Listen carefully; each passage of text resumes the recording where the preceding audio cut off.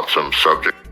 It's a human trait. It's a human condition. It's an ancient capability. It's a survival mechanism that has existed since the beginning of human. Where did we become this inefficient? Yeah, where did we steer turn? off of that?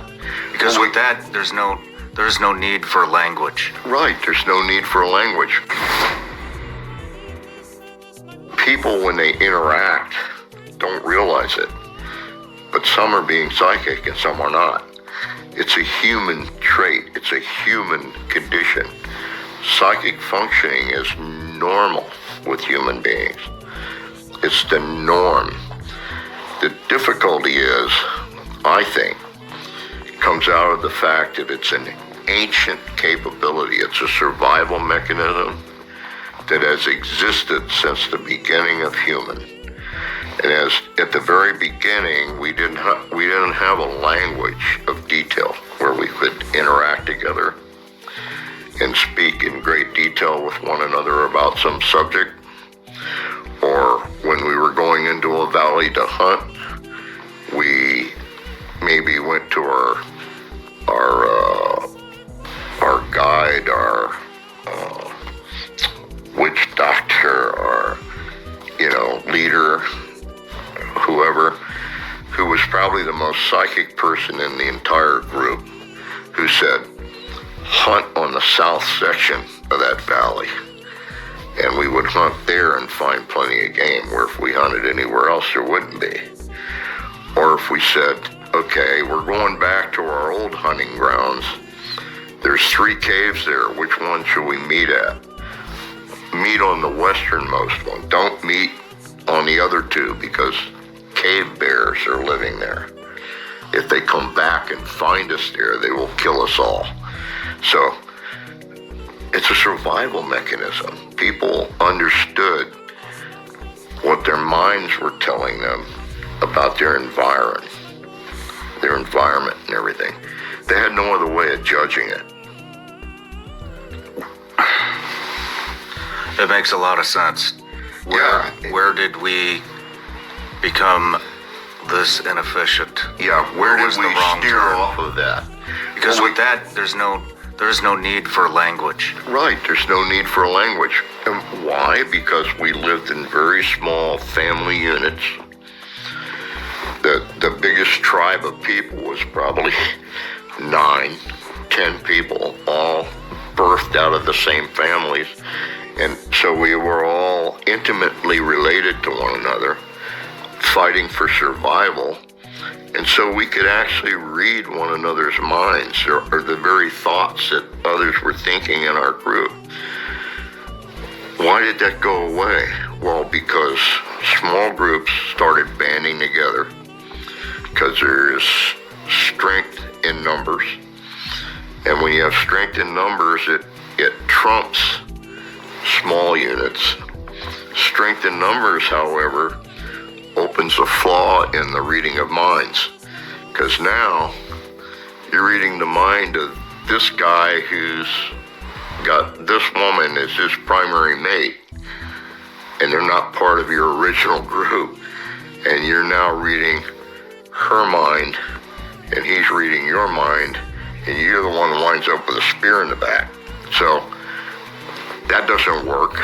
So I think over time, not right away, but over thousands of years, what happened is we found ways for our development to change that capability to one that was less invasive. So probably somewhere in the forebrain or the callosum or something, we started building a filter there that would prevent this occurrence from happening. And it's not a perfect filter. Stuff still gets through, but it's the outrageous, screaming, survival type stuff that gets through there now. You only see it in combat. You see it with policemen in dangerous situations. You see it with surgeons in surgical suites where something happens and they don't have time to pick the phone up, talk to their buddy, go and look at a medical dictionary or find out something special that's going to help them save a life. No, it's like right then, right there. You got 2 seconds to make a decision. They get it from everybody in the room and they act on it. And I think that's the way things work now. It's an overriding need.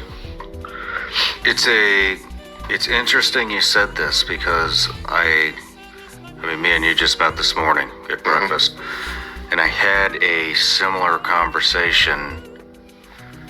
I can't remember who it was. He was talking about, we got on this subject, and he said that he was saying he believes everybody has this type of ability, and Absolutely. He related it back to, he was like, remember in Iraq, Afghanistan, when we were clearing rooms together.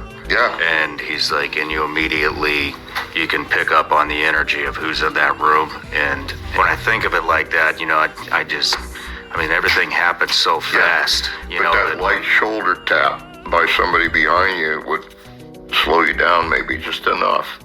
But we would also, I mean, we would call it reading the room.